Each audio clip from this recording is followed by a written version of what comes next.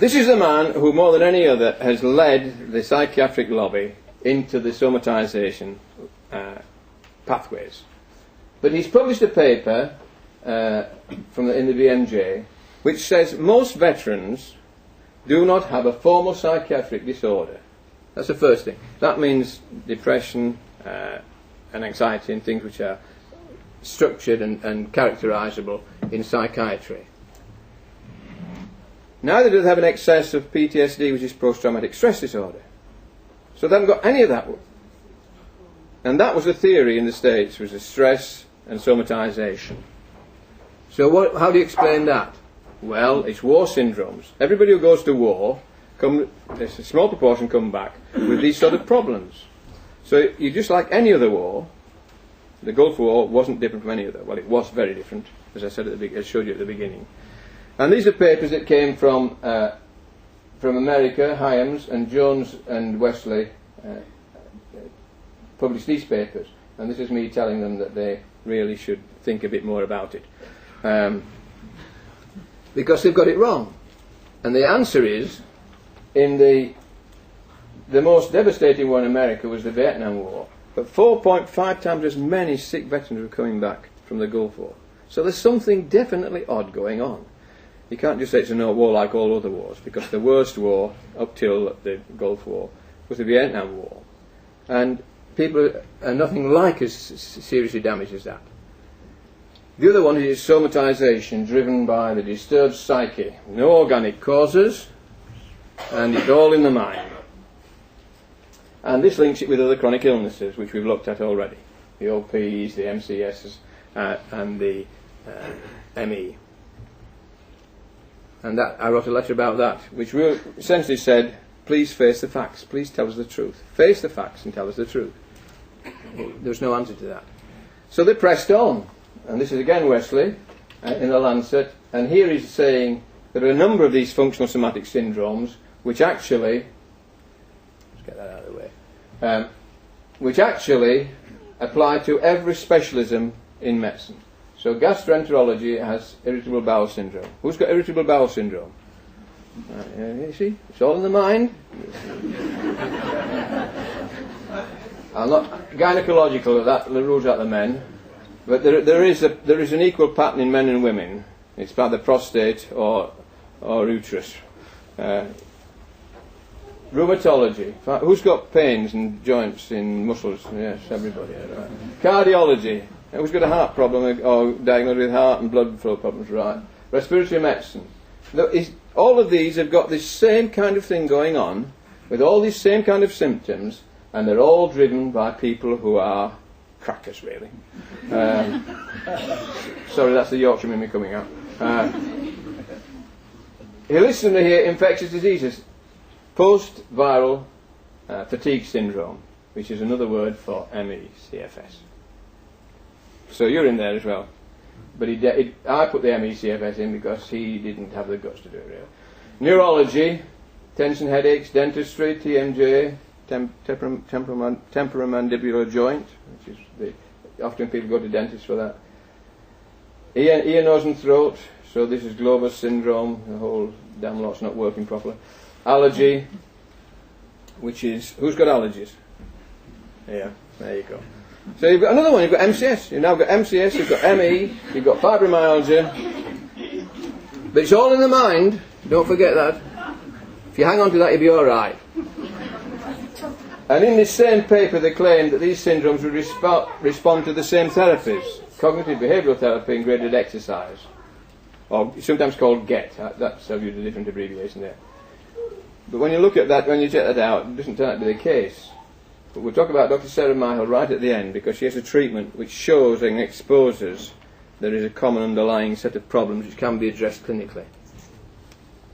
Now then, why do we want to call them somatic syndromes? Well, because they cannot be explained by conventional medicine. So, conventional medicine can explain everything, if only we can find the right explanation in what we already know, what we don't know. And it's an arrogance that is beyond belief, really. Conventional therapy is ineffective, there's no way of treating them.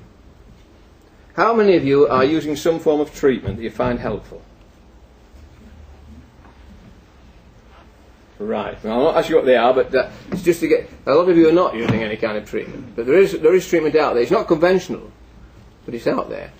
More common in women than men. Well, that's because women are more hysterical. And they share the same non-specific symptoms which we've been looking at earlier on. This is an MCS patient who spoke to me from Bridlington in Yorkshire, and she was exposed to pentachlorophenol. She had a diagnosis from 2 consultants that she'd been poisoned. She's got sleep disturbances, and she has real problems with sleep and with nightmares as well. The current GP is very sceptical. How many of you know this? He will not sign benefit forms for her because she's not entitled to them, because he thinks she's suffering from false illness belief. And this is where the whole issue around Wesley, I don't want to personality with Wesley. I've met Wesley, I've spoken to him several times, I know him, and I don't want to make this into a personal issue, because it's not. It's much bigger than that. But this false illness belief affects everybody in this room who's ill, because that's what people are saying. If they're not saying it to your face, they're saying it in their notes. Regarded as a troublemaker because she wasn't getting better, and moved off the panel. She cannot obtain all her records. When she does, she finds that some of them are inaccurate and some are missing. The psychologist's report, which said she wasn't insane or crackers, that she had a real problem, was not acceptable to the GP.